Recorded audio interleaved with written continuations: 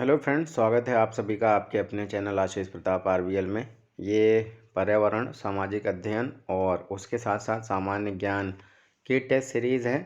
अभी ये टेट के लिए भी यूज़फुल होगी, क्योंकि जो आजकल 2017, 18, 19 का जो टेट का इन्वायरमेंट का पेपर हुआ था, वो एक्चुअली अब इन्वायरमेंट का रह ही नहीं गया है। जब से चेंज हुआ है पैटर्न थोड़ा सा, तो अभी क्या है, पर्यावरण में आपको सोशल साइंस के भी क्वेश्चंस देखने को मिलते हैं, सामान्य ज्ञान के भी क्वेश्चंस देखने को मिलते हैं। उसमें साइंस भी पूछने लगे हैं और साइंस के अलावा पॉलिटी भी पूछने लगे हैं। कुछ क्वेश्चंस आपको देखने को मिले होंगे राज्य व्यवस्था के। तो आप इस टेस्ट सीरीज़ को आराम से कर सकते हैं। अगर यूपीटीटी आपको देना हो तो पर्यावरण के साथ ये सारे क्वेश्चंस भी आप तैयार कर सकते हैं। अभी मैं अगर अलग से पर्यावरण का एक वीडियो एग्ज़ाम टाइम में बनाऊंगा, तो उसमें भी मैं पॉलिटी के क्वेश्चंस रखूंगा और सोशल साइंस के भी जो क्वेश्चन, ज्योग्राफी के क्वेश्चंस वहाँ पे पूछे गए थे।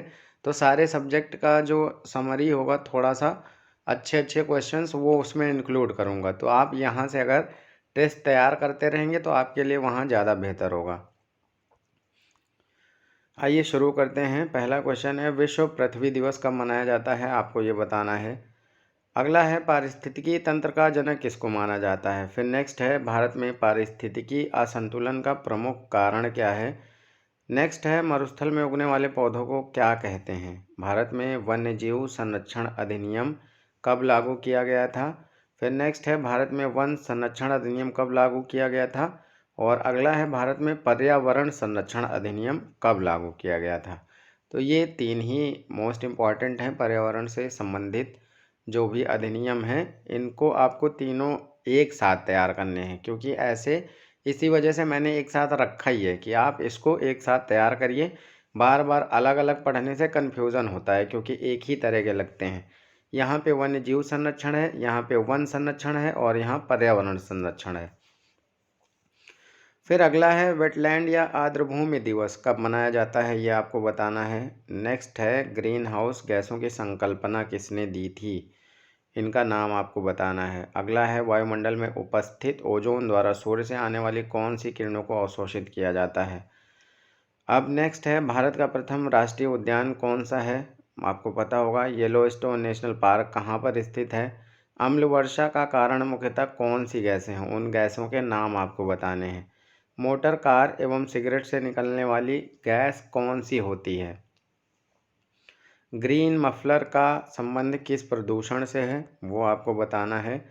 अगला क्वेश्चन है, भारतीय संविधान के भाग 15 और भाग 18 किससे संबंधित हैं? इट मीन्स ये है कि आपको भाग 15 में क्या है वो बताना है और भाग 18 में क्या है वो बताना है, या किस चीज़ से संबंधित है।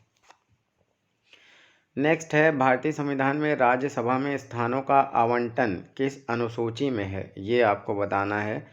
अगला है, राष्ट्रीय बाल श्रम उन्मूलन प्राधिकरण की स्थापना कब की गई थी? भारत में बाल विवाह निरोध अधिनियम किस वर्ष पारित किया गया था? फिर नेक्स्ट है, किस प्रदेश को विश्व का फलोद्यान कहा जाता है? इसमें आपके ऑप्शंस भी हैं, भूमध्य सागरीय प्रदेश, शीतोष्ण कटिबंधीय प्रदेश, शीत प्रदेश, टुंड्रा प्रदेश। नेक्स्ट है, पंपास किस क्षेत्र के घास स्थल हैं? ये आपको बताना है। अगला है, वायुमंडल के विभिन्न परतों के क्रम अनुसार इनको व्यवस्थित करना है। समताप मंडल, मध्यमंडल, क्षोभमंडल, बहिर्मंडल, आयनमंडल। इनको नीचे से ऊपर की तरफ आपको अरेंज करना है कि सबसे नीचे पहले कौन आता है, फिर उसके ऊपर कौन आता है, फिर उसके ऊपर, फिर उसके ऊपर, फिर इसके ऊपर। तो इन पांचों लेयरों को आपको यहाँ पे अरेंज करना है। इसके बाद अगला है, प्रथम एशियाई खेल किस वर्ष शुरू हुए थे? नेक्स्ट है, डूरंड कप किस खेल से संबंधित है? भारत रत्न पुरस्कार किस वर्ष आरंभ किए गए थे? क्षेत्रफल की दृष्टि से विश्व में भारत का कौन सा स्थान है? लक्षद्वीप समूह कहाँ स्थित हैं? तो इसमें आपके ऑप्शंस भी हैं, बंगाल की खाड़ी, अंडमान सागर, अरब सागर, कच्छ की खाड़ी। इनमें से कहाँ पर लक्षद्वीप स्थित हैं ये आपको बताना है। फिर सामान्य ज्ञान के कुछ क्वेश्चंस हैं और आर्ट एंड कल्चर के भी कुछ क्वेश्चंस हैं, संस्कृति के। भारत की प्रथम महिला राज्यपाल आपको बताना है। भारत की प्रथम महिला IAS कौन थी? भारत की प्रथम महिला शासिका कौन थी? भारत के प्रथम उपराष्ट्रपति का नाम बताना है और भारत के प्रथम प्रधानमंत्री कौन थे, इनका नाम बताना है। फिर नेक्स्ट है, ब्लैक पैगोडा के नाम से कौन से मंदिर को जाना जाता है या कौन सा मंदिर प्रसिद्ध है ब्लैक पैगोडा के नाम से? खजुराहो के मंदिर किस राज्य में है, ये आपको बताना है। 2.5 दिन का झोपड़ा नामक मस्जिद अजमेर में किसने बनवाई थी, उसका नाम आपको बताना है। और वीडियो को पॉज करके आप आंसर्स लिखिए। और इस वीडियो के लास्ट में मैं आपको आज करंट्स के बारे में बताऊंगा, यानी महासागरीय जो धाराएं होती हैं और जो घास के मैदान होते हैं पूरे वर्ल्ड में, उन सब के बारे में भी मैं बताऊंगा। लास्ट तक वीडियो ज़रूर देखिएगा, बहुत इम्पॉर्टेंट है ये। तो आइए शुरू करते हैं। पहला आंसर है आपका 22 अप्रैल को विश्व पृथ्वी दिवस मनाया जाता है। विश्व पृथ्वी दिवस मनाया जाता है 22 अप्रैल को। पारिस्थितिकी तंत्र का जनक एजी टांसले को माना जाता है।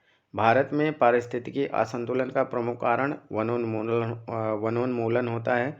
ऑप्शन में आपको देखने को मिल जाएगा। मरुस्थल में उगने वाले पौधों को जीरोफाइट या मरुद्भिद कहते हैं। भारत में वन्य जीव संरक्षण अधिनियम 1972 में लागू हुआ था। वन संरक्षण अधिनियम 1980 में लागू हुआ था। पर्यावरण संरक्षण अधिनियम 1986 में लागू हुआ था। वेटलैंड या आर्द्रभूमि दिवस जो है वो 2 फरवरी को मनाया जाता है। वेटलैंड या आर्द्रभूमि दिवस 2 फरवरी को मनाया जाता है। नेक्स्ट है, ग्रीन हाउस गैसों की संकल्पना दी थी जोसेफ फोरियर ने। वायुमंडल में उपस्थित ओजोन द्वारा पराबैंगनी विकिरण को अवशोषित किया जाता है। कौन से विकिरण को अवशोषित किया जाता है? पराबैंगनी विकिरण को। भारत का प्रथम राष्ट्रीय उद्यान जिम कॉर्बेट नेशनल पार्क है। येलोस्टोन नेशनल पार्क संयुक्त राज्य अमेरिका में है। अम्ल वर्षा का कारण है सल्फर डाइऑक्साइड तथा नाइट्रोजन के ऑक्साइड। फिर नेक्स्ट है, मोटर कार एवं सिगरेट से निकलने वाली जो रंगहीन गैस होती है वो कौन सी होती है? तो ये होती है कार्बन मोनोऑक्साइड। ग्रीन मफलर का संबंध ध्वनि प्रदूषण से है। नेक्स्ट है, भारतीय संविधान के भाग 15 और भाग 18 में क्या क्या है ये पूछा गया था। तो भाग 15 निर्वाचन से संबंधित है और भाग 18 में आपातकालीन उपबंध दिए गए हैं। भारतीय संविधान में राज्यसभा में स्थानों का आवंटन ये 4थी अनुसूची में है। फिर अगला है, राष्ट्रीय बाल श्रम उन्मूलन प्राधिकरण की स्थापना 26 सितंबर 1994 को की गई थी। भारत में बाल विवाह निरोध अधिनियम किस वर्ष पारित किया गया था? तो पहले तो पारित किया गया था 1929 में, लेकिन इसको निरस्त करके ये जो 1929 का था इसी को शारदा एक्ट भी कहा जाता था। तो आपसे अगर पूछा जाए शारदा एक्ट का संबंध किससे है, तो वो विवाह से संबंधित था, जिसमें बालिकाओं की उम्र 14 वर्ष और बालकों की उम्र न्यूनतम 18 वर्ष रखी गई थी। तो शारदा एक्ट याद रखना बाल विवाह से संबंधित था। और ये आया कब था? और ये 1929 में आया था। अभी इसको फिर निरस्त करके 2006 में लाया गया। या फिर भारत में बाल विवाह निरोध अधिनियम 2006 में लाया गया। किस प्रदेश को विश्व का फलोद्यान कहा जाता है? तो भूमध्य सागरीय प्रदेश को फलोद्यान कहा जाता है। पंपास किस क्षेत्र के घास स्थल हैं? तो ये अर्जेंटीना के घास स्थल हैं। वायुमंडल के विभिन्न परतों को क्रमानुसार व्यवस्थित करने पर सबसे पहले आएगा क्षोभ मंडल। यहाँ पे आएगा क्षोभ मंडल, फिर दूसरे नंबर पे समताप मंडल, फिर मध्यमंडल, फिर आयन मंडल और फिर बहिर्मंडल। इसको याद करने का तरीका यही है कि आपको क्षोभ मंडल पता होना चाहिए कि क्षोभ मंडल में सभी मौसमी घटनाएं जितनी भी होती हैं वो सारी क्षोभ मंडल में होती हैं, सबसे नीचे होता है। फिर उसके ऊपर ये देखिए, ये एकदम मध्य में है, मतलब 2 ऊपर हैं 2 नीचे हैं, तो ये मध्य में हो गया, इसलिए इसका नाम क्या हो गया? मध्यमंडल हो गया। तो आपको पहला याद है, और जो बीच का है वो मध्यमंडल हो गया, और जो बाहर है यानी सबसे ऊपर है वो बहिर्मंडल हो जाएगा। यानी सबसे ऊपर वाला क्या हो जाएगा? बहिर्मंडल हो जाएगा। अब बचते हैं केवल 2। तो यहाँ पे दूसरे नंबर वाला होता है समताप मंडल और चौथे नंबर वाला होता है आयन मंडल। तो ऐसे ही याद कर लीजिएगा, सबसे पहले क्षोभ मंडल, फिर समताप मंडल, बीच में मध्य मंडल हो जाएगा, फिर आयन मंडल और सबसे ऊपर बहिर्मंडल हो जाएगा। बाहर है तो वो बहिर्मंडल हो जाएगा। समताप मंडल में आपकी ओजोन परत का मैक्सिमम पोर्शन पाया जाता है और क्षोभ मंडल में सभी मौसमी घटनाएं होती हैं आपकी। आयन मंडल में जितने भी संचार वाली चीज़ें हैं वो सारी आयन मंडल में होती हैं। और समताप मंडल की एक और ख़ास बात होती है कि यहाँ पे वायुयान जो उड़ाए जाते हैं ये समताप मंडल में ही उड़ाए जाते हैं। तो ये सारी चीज़ें थी आपके मंडलों से रिलेटेड। प्रथम एशियाई खेल किस वर्ष हुए थे? तो 1991 में हुए थे। डूरंड कप किस खेल से संबंधित है? ये फुटबॉल से संबंधित है। भारत रत्न पुरस्कार किस वर्ष से आरंभ किए गए? 1954 से स्टार्ट किए गए। क्षेत्रफल की दृष्टि से विश्व में भारत का कौन सा स्थान है? तो ये भारत का स्थान है 7वां। पहले पे कौन है? रूस है सबसे बड़ा, फिर कनाडा है, फिर अमेरिका है, फिर चीन है, फिर ब्राज़ील है, फिर ऑस्ट्रेलिया है और उसके बाद आता है हमारा भारत। फिर अगला है लक्षद्वीप समूह जो है वो अरब सागर में है। आपने देखा होगा ऐसे आपका अगर इंडिया है तो आपका इधर अरब सागर है और इधर बंगाल की खाड़ी है, तो लक्षद्वीप आपका इधर अरब सागर में पड़ता है। नेक्स्ट पे आते हैं, भारत की प्रथम महिला राज्यपाल सरोजिनी नायडू हैं। भारत की प्रथम महिला IAS कौन है? अन्ना जॉर्ज हैं। भारत की प्रथम महिला शासिका कौन थी? रजिया सुल्तान। भारत के प्रथम उपराष्ट्रपति तो ये डॉक्टर सर्वपल्ली राधाकृष्णन हैं। भारत के प्रथम प्रधानमंत्री कौन है? पंडित जवाहरलाल नेहरू। फिर अगला है, ब्लैक पैगोडा के नाम से कौन सा मंदिर प्रसिद्ध है? ये कोणार्क का सूर्य मंदिर प्रसिद्ध है। खजुराहो के मंदिर किस राज्य में है? तो खजुराहो के मंदिर हैं मध्य प्रदेश में। 2.5 दिन का झोपड़ा नामक मस्जिद अजमेर में किसने बनवाई थी? तो ये बनवाई थी कुतुबुद्दीन ऐबक ने। अब आते हैं, आपको मैं दिखाता हूँ महासागरीय धाराओं के बारे में थोड़ी सी मैं जानकारी देता हूँ, तो इसके बाद हो सकता है आपके क्वेश्चन यहाँ से गलत ना हो, इसी में आप सीख जाइएगा। सबसे पहले तो ये आप महाद्वीप देख रहे होंगे, उत्तरी अमेरिका है, ये दक्षिणी अमेरिका है, इधर ये पूरा यूरोप का और एशिया का मिला हुआ रूप है, तो ये पूरा यूरोप और इधर पूरा एशिया का भाग है, ये अफ्रीका है आपका, और ये है ऑस्ट्रेलिया, और सबसे नीचे है अंटार्कटिका।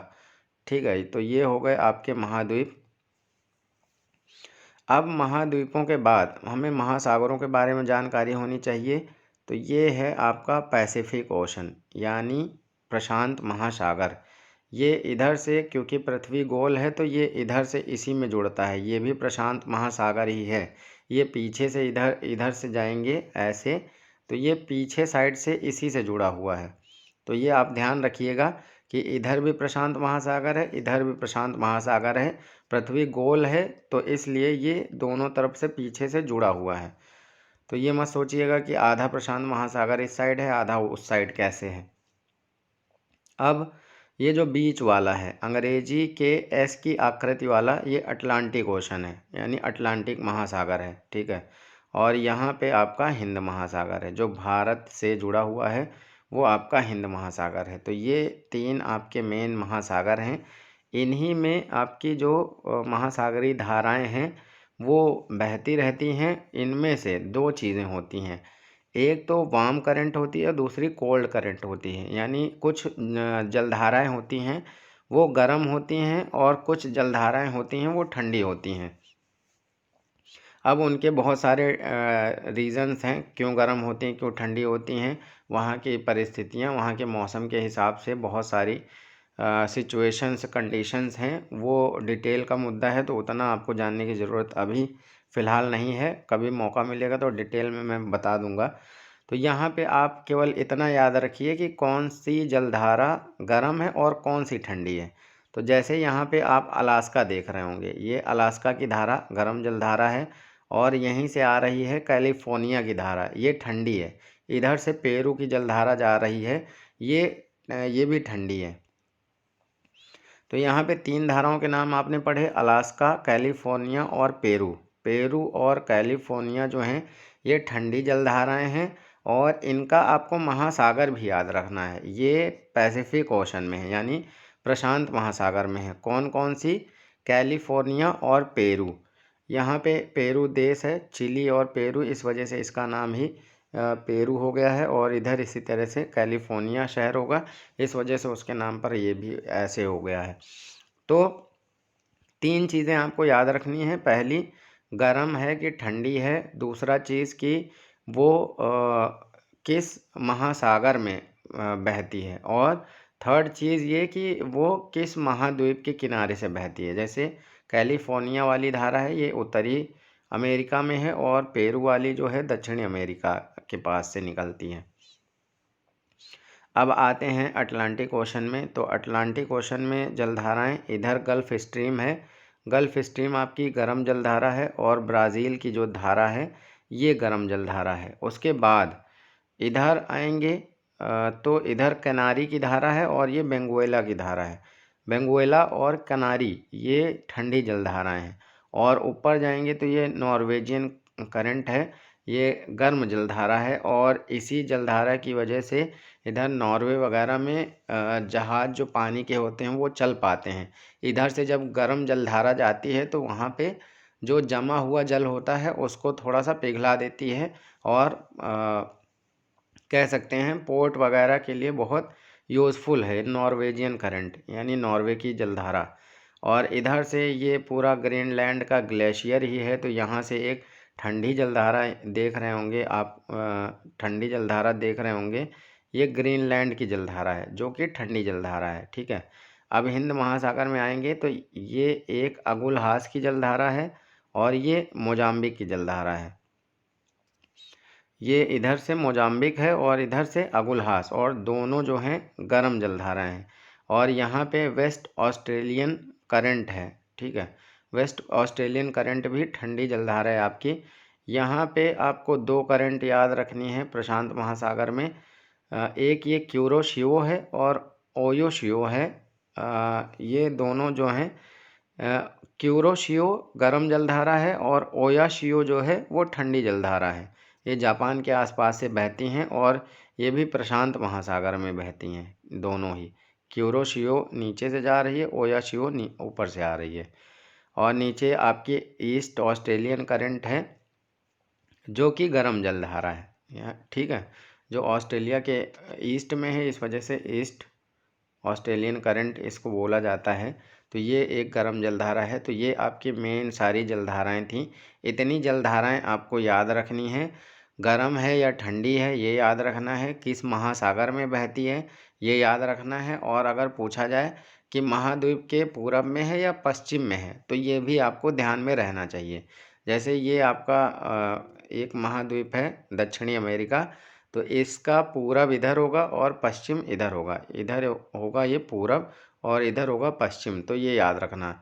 अगर पूछा जाए पेरू की जलधारा दक्षिणी अमेरिका के पश्चिमी तट पे है, पूर्वी तट पे, तो आपको पश्चिमी तट बताना है। अब कुछ हम लोग देख लेते हैं वर्ल्ड के घास के मैदान। तो यहाँ पे एक क्वेश्चन भी मैंने आपको दिया था, मैं थोड़ा सा जूम कर देता हूँ। यहाँ पे आप देख सकते हैं ये है आपका लानोस जो वेनेजुएला में है। सेल्वास ये अमेजन बेसिन में पाए जाते हैं सेल्वास। यहाँ एक ग्रान चाको है जो अर्जेंटीना में है, और कैंपोस है, कैंपोस ब्राज़ील में पाए जाते हैं। और पंपास जो मैंने क्वेश्चन पूछा था, पंपास पूछा था, और बहुत ज़्यादा इम्पॉर्टेंट भी है, हमेशा पूछा जाता है। तो पंपास अर्जेंटीना में पाए जाते हैं। पंपास कहाँ पे पाए जाते हैं? अर्जेंटीना में पाए जाते हैं। ये जो प्रेरीज़ हैं ये उत्तरी अमेरिका में पाए जाते हैं। ये प्रेरीज़ का क्षेत्र है। प्रेरीज़ कहाँ पाए जाएंगे? ये उत्तरी अमेरिका में पाए जाएंगे। ठीक है, प्रेरीज़ कहाँ पे पाए जाएंगे? उत्तरी अमेरिका में पाए जाएंगे। इधर मैं दिखा देता हूँ आपको, कुछ और हैं। पुस्टाज हंगरी में पाए जाते हैं, और ये पूरा सवाना क्षेत्र है जो अफ्रीका में है, पूर्वी अफ्रीका में पाए जाते हैं सवाना। फिर वेल्ड पाए जाते हैं दक्षिण अफ्रीका में। ये यहाँ पे दक्षिण अफ्रीका है। वेल्ड कहाँ पे पाए जाते हैं? दक्षिण अफ्रीका में। वेल्ड कहाँ पाए जाते हैं? दक्षिण अफ्रीका में। फिर आ जाते हैं डाउन्स। फिर कौन से आ जाते हैं? ये ऑस्ट्रेलिया में डाउन्स पाए जाते हैं। तो ये सारे आपके घास के मैदान हैं पूरे विश्व भर के। और यहाँ पे आप देख रहे होंगे ये कर्क रेखा जा रही है, ये आपकी विषुवत रेखा है, और ये मकर रेखा है। इनके जो बीच का क्षेत्र है इसको उष्णकटिबंध बोला जाता है क्योंकि सबसे ज़्यादा गर्मी यहीं पर होती है। अब इनमें एक क्वेश्चन और पूछा जाता है कि कौन से घास के मैदान शीतोष्ण हैं और कौन कौन से घास के मैदान उष्ण हैं। तो शीतोष्ण कटिबंधीय घास के मैदानों के लिए मैंने एक शॉर्ट ट्रिक भी बनाई है, PPKD वेल मंचूरिया स्टेप। ये आपका शॉर्ट ट्रिक है, ऐसे ही आपको याद रखना पड़ेगा। एक तरीके से गाने की तरह आप याद कर लीजिए, PPKD वेल मंचूरिया स्टेप। ठीक है, तो इसमें बाकी जो है आप याद करेंगे तो P का मतलब है, एक पहले P से है प्रेरीज, दूसरे P से है पुस्टाज, थर्ड P से है आपका पंपास। ठीक है, फिर KD से क्या मतलब है, तो के से कैंटरबरी जो न्यूजीलैंड में पाए जाते हैं, और डी से डाउन्स, आपका डाउन्स पाए जाते हैं ऑस्ट्रेलिया में। फिर वेल मंचूरिया स्टेप, वेल से होता है आपका वेल्ड, दक्षिण अफ्रीका वाला, मंचूरिया में आपके पाए जाते हैं मंचूरिया वाली, और स्टेप का मतलब है स्टेपीज। तो ये इस तरह से आप शीतोष्ण कटिबंधीय घास के मैदान याद कर सकते हैं। उम्मीद करते हैं ये आपको समझ में आ गया होगा। ऐसे ही एक एक टॉपिक मैं आपका टेस्ट के साथ कवर करता रहूँगा। मिलते हैं अगले वीडियो में, और कुछ और जानकारी आपको देनी है, कमेंट्स की बारी है, तो मैं कमेंट्स के बारे में आपको बता देता हूँ। पहला है हरवीर सिंह जी का है, और बहुत अच्छे लगते हैं मुझे इनके कमेंट्स, जानकारी अच्छी खासी दे देते हैं, तो मैं आपके साथ भी शेयर करूंगा। वाटर डे इन्होंने बताया है 22 मार्च को वाटर डे मनाया जाता है। अर्थ डे 22 अप्रैल को मनाया जाता है। बायोडाइवर्सिटी यानी जैव विविधता दिवस 22 मई को मनाया जाता है। वर्ल्ड ओजोन दिवस 16 सितंबर को ओजोन दिवस मनाया जाता है। 5 जून को इन्वायरमेंट दिवस यानी पर्यावरण दिवस मनाया जाता है। नेक्स्ट है इसका वर्ल्ड इन्वायरमेंट डे का थीम भी लिखा है इन्होंने, बायोडाइवर्सिटी क्लाइमेट चेंज। फिर वर्ल्ड योगा डे है, 21 जून को मनाया गया है। इसका थीम है yoga for health and yoga at home. तो ये 2020 वाला योगा डे था, 21 जून, yoga for health and yoga at home. Comments की बात करें, स्कोर्स की बात करें, तो कुलदीप रोहिल्ला जी हैं, इनका स्कोर 19 था। अक्की कुमार हैं, 15 स्कोर है। राशि वालिया हैं, ये 27 पे हैं। भारती जी ने गुड मॉर्निंग किया है और मकर संक्रांति की विशेष भी दी हैं। ए कुमार का स्कोर 12 है। दीक्षा चौबे जी 23 पे हैं। रितु सिंह जी हैं 22 पे। श्रद्धा का स्कोर है 16, ब्यूटी 820, और अमित कुमार जी का है 12। अच्छा लग रहा है कि ईमानदारी से आप। ए कुमार जी के हैं 12, 34 में 12 हैं। दीक्षा चौबे जी का 23 स्कोर है। आनंद कर्ण जी ने नाइस लिखा है, ये बहुत ही मेहनती इंसान है, मैं पर्सनली इनको जानता हूँ, और बहुत ही अच्छे इंसान हैं आनंद कर्ण जी। सुधीर श्रीवास्तव जी ने चरण स्पर्श लिखा है। माधुरी सिंह जी ने भी चरण स्पर्श लिखा है। मोहित वाजपेयी जी का स्कोर है 16। गायत्री देवी जी ने लिखा है, सर मैं आपको 2018 से फॉलो कर रही हूँ, मेरा टेट सीटेट क्लियर हो गया है, बस सुपर टेट बाकी है। तो डोंट वरी, इस साल आपका सुपर टेट भी क्लियर हो जाएगा, आपको परेशान होने की ज़रूरत नहीं है। टारगेट विद अमरेश का स्कोर है 20, गुंजन राठी का स्कोर है 18। तो उम्मीद करते हैं आप लोगों को आज मज़ा आया होगा, बहुत सारी ढेर सारी आज तो जानकारी ही मिल गई होगी आपको। मिलते हैं नेक्स्ट वीडियो में और भी अच्छे क्वेश्चंस के साथ। Thanks for watching.